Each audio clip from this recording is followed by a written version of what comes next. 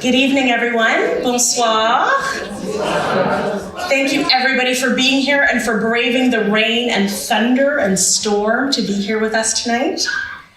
As Canada's Consul General of Canada, based here in Atlanta, I am so pleased to welcome all of you here for the inaugural Viola Desmond Lecture.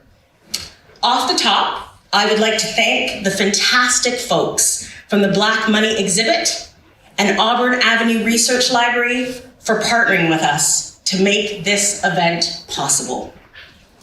Since 1995, the Government of Canada has officially recognized February as Black History Month.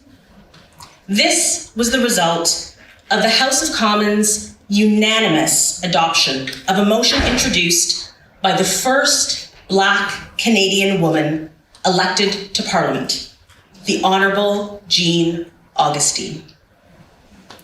Of course, celebrations of Black history in Canada existed long before parliamentary approval.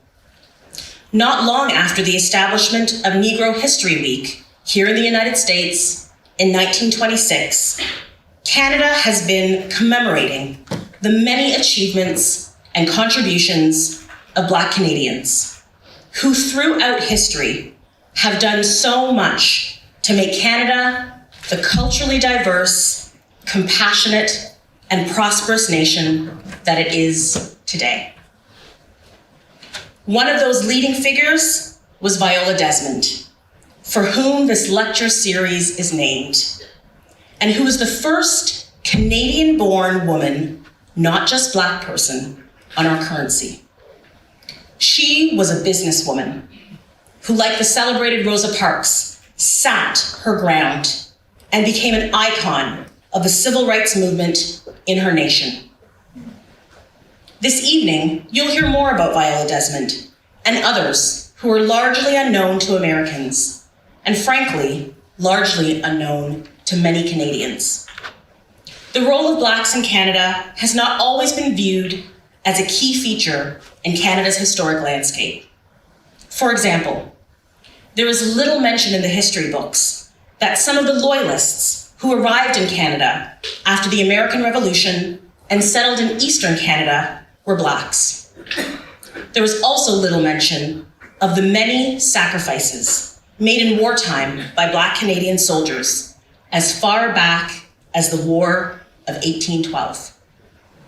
Few Canadians are aware of the fact that African people were once enslaved in the territory that is now Canada, or of how those who fought enslavement helped to lay the foundation of Canada's inclusive society.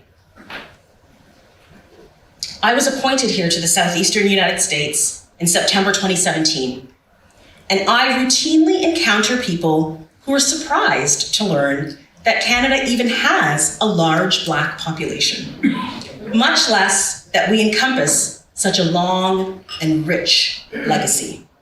So yes, we exist. And we have existed since the arrival of Mathieu de Costa, a free Black African who was employed as a translator by French and Dutch traders, and whose presence in Canada dates back to the early 1600s. But I'm going to leave the history to the distinguished panel of historians and storytellers who will be joining me on stage this evening. A little later, I'll tell you more about how Viola Desmond ended up on Canada's beautiful new $10 bill.